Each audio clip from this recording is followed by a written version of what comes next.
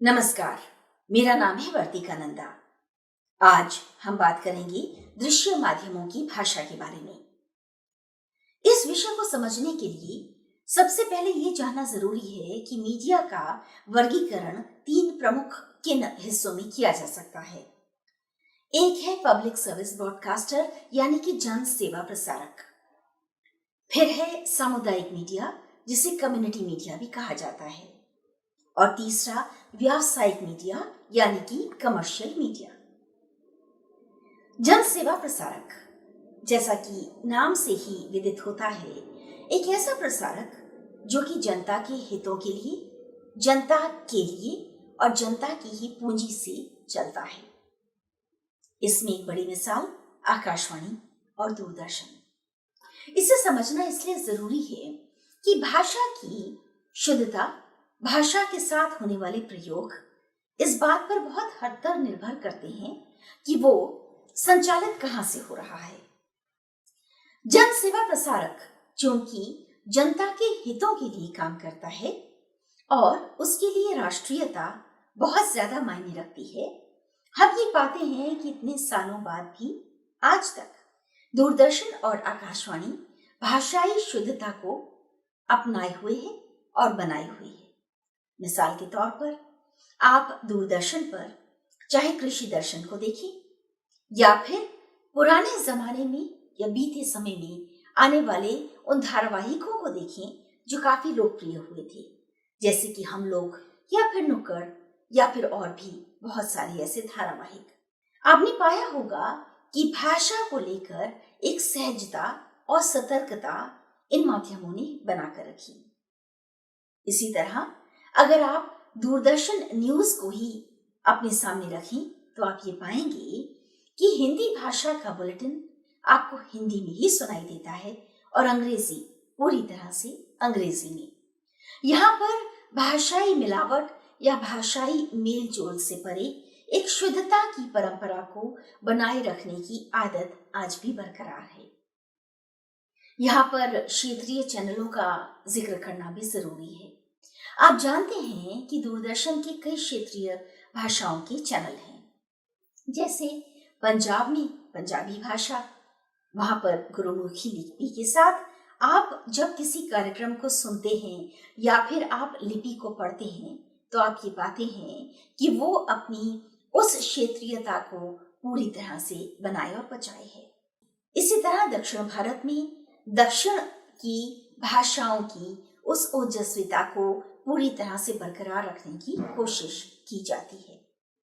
इसका सबसे बड़ा फायदा ये होता है कि खास तौर पर जो युवा पीढ़ी है वो अपनी भाषाई अस्मिता से जुड़ी रहती है। वो ये समझ पाती है कि राष्ट्रीयता को बनाए रखने के लिए और क्षेत्रीय भाषाओं को समझने के लिए भाषा का शुद्ध बने रहना कितना जरूरी है।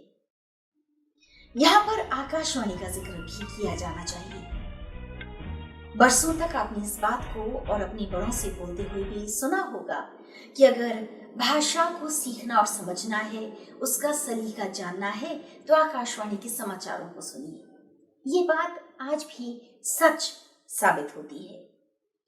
आकाशवाणी भी अपनी हिंदी, अंग्रेजी और क्षेत्रीय भाषाओं के तमाम बुलेटिनों में इस बात को ध्यान में रखता है कि भाषाई उच्चारण, भाषा की अस्मिता और उसकी जो ओजस्विता है वो पूरी तरह से आपस में जुड़ी रहे।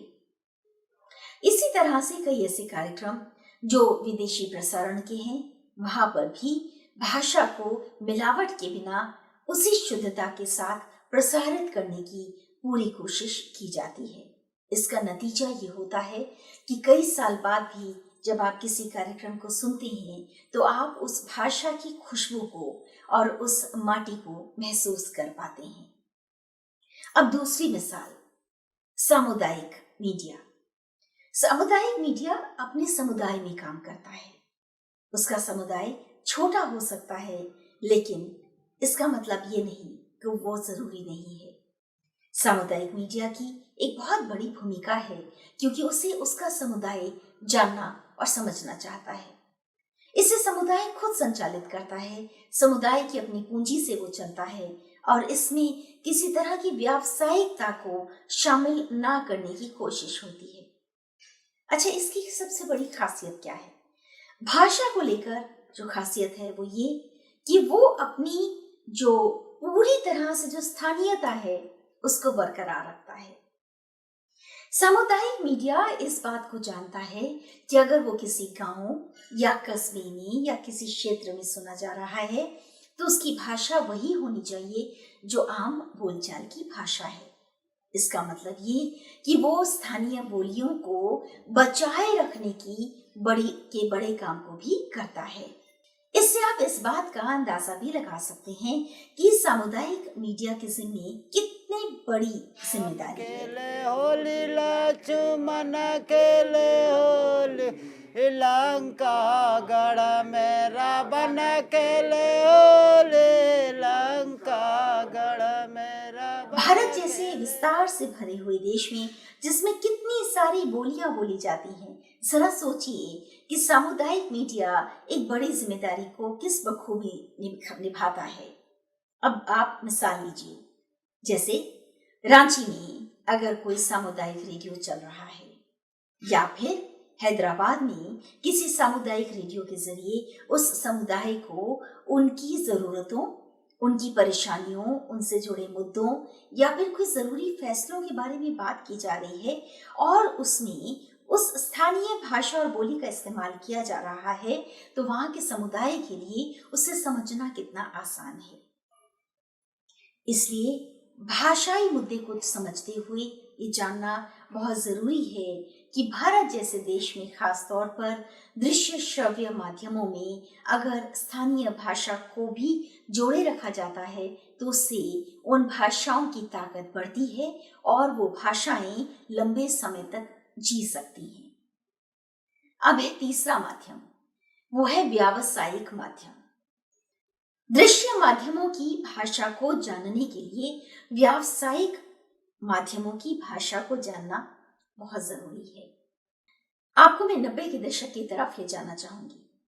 आप जानते हैं कि 50 का दशक वो था जब दूरदर्शन का जन्म हुआ और 90 का दशक वो था जब प्राइवेट टेलीविजन का जन्म हुआ। जी टीवी ने जब पहली बार अपने न्यूज बुलेटिन को प्रसारित किया, मुझे उस समय उस स्टूडियो में खड़े होकर उसे देखने का मौका मिला था। उस पहले प्रसारण में एक बात जो साफ तौर पर उभर कर आई थी वो ये कि जी इंग्लिश को काफी ज्यादा प्रोत्साहित करेगा। इंग्लिश का मतलब हिंदी और इंग्लिश, हिंदी और अंग्रेजी का मेल जोल।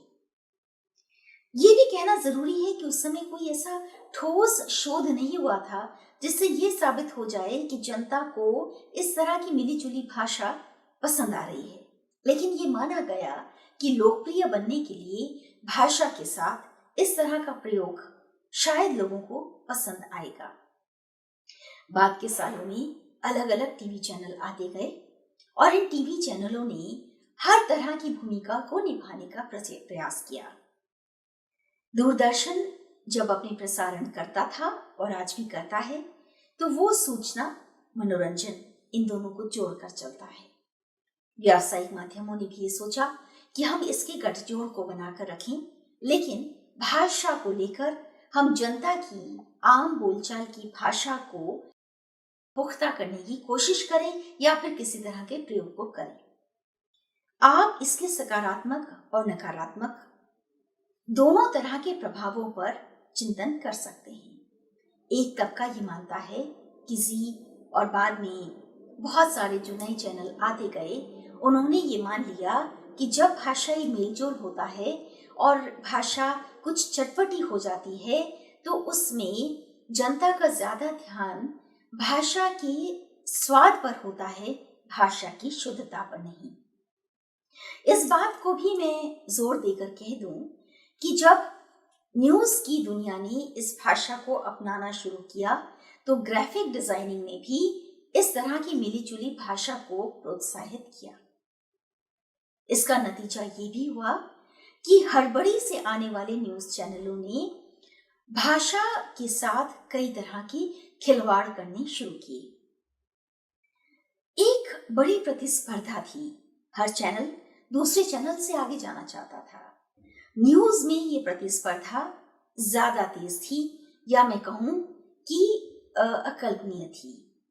चैनलों को लगने लगा कि अगर आपको इस बाजार में टिकना है और बाजार से पूंजी को कमाना है तो आपको जल्दबाजी में अपनी भाषा में किसी बात को कहना होगा। और यही वो दौर है कि ब्रेकिंग न्यूज बहुत बड़े पैमाने पर सामने आने लगा। आज भी आप निजी चैनलों में, प्राइवेट न्यूज चैनलों में बहुत बार देखते होंगे ब्रेकिंग न्यूज का इस्तेमाल होते हुए। खबर को तुरंत बताने की हड़बड़ी का सबसे बड़ा खामियाजा भाषा को चुकाना पड़ा, क्योंकि चैनलों ने ये सोचा कि दूसरा चैनल किसी खबर को कहीं जल्दबाजी में ना बता दे, पहले हम बताएं। उस मामले में कई बार खबर को लेकर बड़ी बड़ी गलतियां हुई। वो गलतियां कई बार अक्षम्य भी थी, लेकिन साथ ही भाषा को लेकर भी बहुत तरह का खिलवाड़ होने लगा। कई बार चैनलों ने ऐसी भाषा का इस्तेमाल किया जो कि प्रसारण की योग्य नहीं थी या फिर पूरी तरह से त्रुटिपूर्ण थी। जब पत्रकारों का चयन हुआ तो कई चैनल ऐसे थे जहां चैनल में पत्रकार का चयन अंग्रेजी चैनल के लिए असल में हुआ था, लेकिन उन्हें बाद में हिंदी चैनलों की भाषा के साथ जोड़ दिया गया। और यही बात हिंदी चैनलों के साथ भी हुई कि हिंदी भाषी किसी पत्रकार को जल्दबाजी में कुछ दिनों के लिए अंग्रेजी भाषा के चैनल से जोड़ा गया। और इसका नतीजा ये हुआ कि एक अजीब तरह की भाषाई अशुद्धियों से भरी हुई भाषा जनता को परोसी जाने लगी। अब आप सोचेंगे कि शायद ये चैनल या ये भाषा लोकप्रिय हुई होगी। ऐसा हो सकता है वो लोकप्रिय हुई हो, लेकिन भाषाई शुद्धता के मामले में इसे बहुत सराहा नहीं जा सकता। आप जानते हैं, व्यावसायिक चैनल व्यावसायिकता पर काम करते हैं। चैनलों ने अपनी लोकप्रियता की जिस टीआरपी यानी टेलीविजन रेटिंग पॉइंट की बात की, उसमें ये भी साबित करने की कोशिश की कि जल्दबाजी में खबरें परोसते हमारे चैनल ज्यादा लोकप्रिय हैं। और उस लोकप्रियता के चार्ट का नतीजा ये हुआ कि इन चैनलों को कई बार ज्यादा विज्ञापन मिलने लगे। जाहिर तौर पर इससे चैनलों की पूंजी बढ़ी, उनके प्रसारण में नए विज्ञापन दिखने लगे और जनता को ये लगने लगा ये चैनल लोकप्रिय है। और चैनलों को चलाने वालों को महसूस होने लगा, या उन्हें ये शायद गलतफहमी या खुशफहमी होने लगी कि इस तरह की भाषा ही ज्यादा लोकप्रिय होती है। यह अपने आप में एक शोध का विषय है कि भाषा को लेकर इस तरह के जो बिना सोचे समझे किए गए प्रयोग हैं, उनके नतीजे क्या निकले। इस भाषा का एक असर न्यूज के अलावा धारावाहिकों पर भी हुआ और कार्यक्रमों पर भी। कार्यक्रमों के प्रसारण में मिलीजुली भाषा के कार्यक्रमों को तवज्जो दी जाने लगी। धारावाहिकों में भी धड़ल्ले से मिलीजुली भाषा का प्रयोग हुआ और इसका नतीजा जनता पर यह पड़ा कि जाने अनजाने हमारे युवा भी इस मिलीजुली भाषा का इस्तेमाल करने लगे। भाषाई अशुद्धियों को लेकर कोई मानक तय नहीं हुए, किसी मापदंड को लेकर कोई बड़े सवाल खड़े नहीं हुए। इसका भी नतीजा ये हुआ कि कई बार खास तौर पर निजी चैनलों में हम जिस भाषा को नीचे लिखा हुआ पढ़ते हैं, जिसे हम टिकर कहते हैं, उसमें हमने भाषाई अशुद्धियों को बड़े पैमाने पर होते हुए देखा। इसका एक और नतीजा प्रिंट मीडिया पर पड़ा। प्रिंट में कई अखबारों ने, कुछ बड़े अखबारों ने खास तौर पर इस तरह की मिलीजुली भाषा को अपनाने का प्रयास किया। आप हैरान होंगे ये जानकर कि 2000 के आसपास यानी 21वीं सदी की शुरुआत के साथ हिंदी के कुछ अखबारों ने इस तरह की भाषा का इस्तेमाल फ्रंट पेज में, मुख्य पृष्ठ पर इस्तेमाल करना शुरू किया, जो कि इससे पहले भारतीय मीडिया में नहीं देखी गई थी। इसका भी नतीजा ये निकला कि मीडिया के विद्यार्थी और नवयुवक जब अखबार को पढ़ते हैं तो उन्हें ये महसूस होने लगता है कि शायद भाषा का मानक यही होगा, लेकिन ये सच नहीं है। इस सारी तैयारी का ये भी हुआ कि हिंदी और अंग्रेजी के पत्रकारों ने धीरे धीरे एक दूसरे की भाषा को सीखने का कुछ प्रयास भी किया और कई राजनेताओं ने भी ये प्रयास किया कि वो जनता की भाषा यानी हिंदी भाषा में ज्यादा वार्तालाप कर सकें, क्योंकि हिंदी चैनलों की पताका जब फहराने लगी तो राजनेताओं को भी ये महसूस हुआ कि भारतीय जनमानस में लंबे समय तक टिके रहने के लिए ये जरूरी है कि हिंदी भाषा में संवाद की काबिलियत को उत्पन्न किया जाए।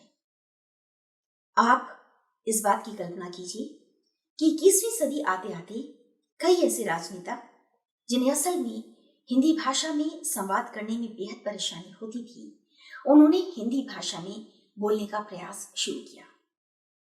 एक तरह से इस तरह की भाषाई माहौल ने एक नई तरह की मुहिम को भी छेड़ दिया। 2006 में भारत में लोकसभा टीवी का जन्म हुआ। मुझे इस चैनल के साथ एग्जीक्यूटिव प्रोड्यूसर के तौर पर जुड़ने का मौका मिला और मुझे ये महसूस करने का मौका मिला कि लोकतांत्रिक मूल्यों की रक्षा करते हुए इस चैनल ने भी उस परंपरा को आगे बढ़ाया जहां हिंदी और अंग्रेजी भाषाएं की अस्मिता को लेकर बहुत साफ मापदंड थे।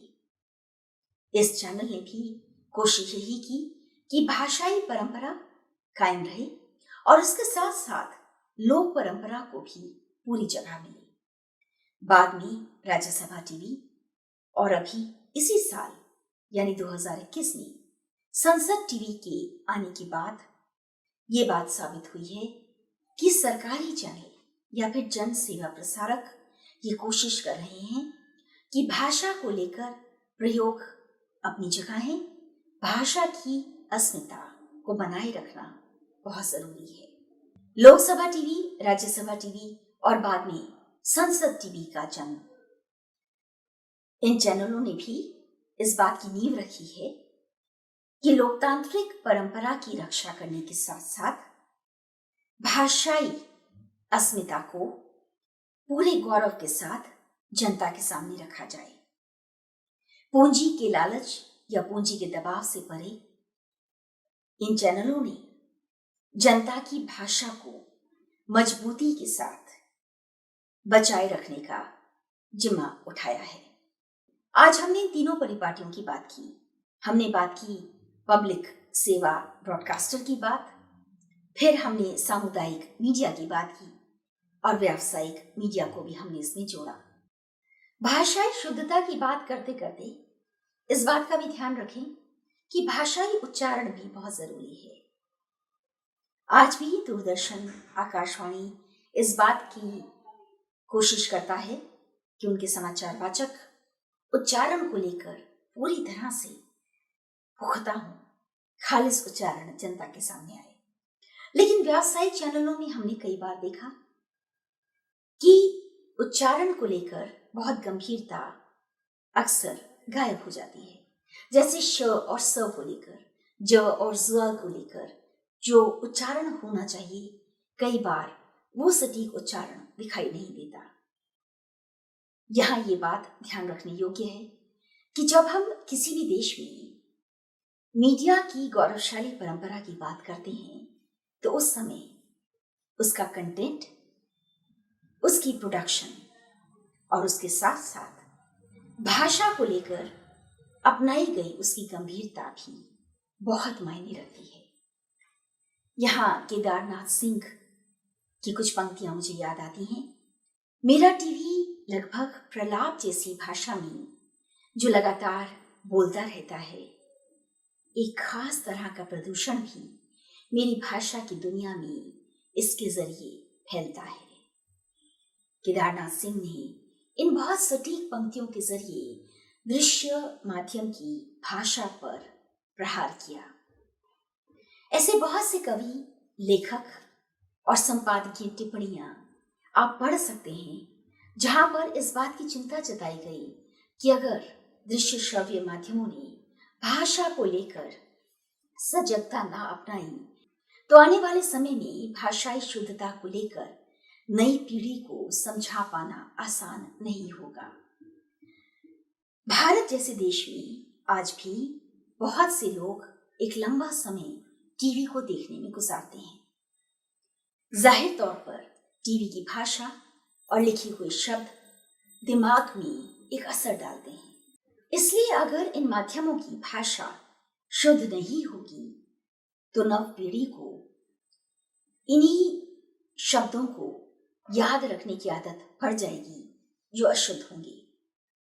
यहां पर एक मिसाल चित्रहार की देना चाहूंगी। दूरदर्शन ने जिन सालों में चित्रहार की शुरुआत की, एक प्रयोग भी साथ में किया। लंबे समय तक गाने के शब्दों को टिकर के साथ नीचे लिखा जाता था। इसकी एक बड़ी वजह ये थी कि दूरदर्शन ये मानने लगा था कि जो नव साक्षर हैं, जो संगीतमय कार्यक्रमों को खास तौर पर बड़ी दिलचस्पी से देखते हैं, अगर उनके लिए साथ साथ अक्षर लिखे होंगे तो उन्हें एक प्रोत्साहन मिलेगा। वो गाने सुनते सुनते उन शब्दों को पढ़ना चाहेंगे और जब वो पढ़ने का प्रयास करेंगे तो उनकी साक्षरता की दर बढ़ेगी। ये उन लोगों के लिए भी फायदेमंद साबित हुआ जो साक्षर तो थे लेकिन कई बार भाषाई अशुद्धि का शिकार हो जाते थे। चित्रहार जैसे संगीतमय कार्यक्रम ने भारत जैसे देश में साक्षरता की मुहिम को आगे बढ़ाने में एक बड़ी भूमिका निभाई। आप जानते हैं, भारत में पूरी दुनिया के मुकाबले सबसे ज्यादा टीवी चैनल हैं। हम प्रिंट मीडिया की परंपरा में भी बहुत आगे हैं। हमारे यहाँ कथा वाचन की परंपरा भी बहुत पुख्ता है। इन सब परंपराओं के बीच में भाषा की खुशबू कायम रहे, इसके लिए ये बहुत जरूरी है कि दृश्य श्रव्य माध्यम इस बात को लेकर सजग और सतर्क रहें कि जनता को जो परोसा जा रहा है वो पूरी तरह से शुद्ध हो, क्योंकि इन माध्यमों को अभी एक लंबे समय तक अपनी पारी खेलनी है। इन माध्यमों में जो परोसा जाता है वो बाद में ऑनलाइन मीडिया में भी अपनी जगह बनाता है। ये नया मीडिया भी कई बार प्रभावित होता है दृश्य श्रव्य माध्यमों से। इसलिए भाषाई परंपरा का बना रहना भारत जैसे देश की गौरवमयी परंपरा को बहुत आगे ले जाने में एक बड़ी भूमिका निभाएगा। उम्मीद है आज की ये क्लास आपको पसंद आई होगी। नमस्कार।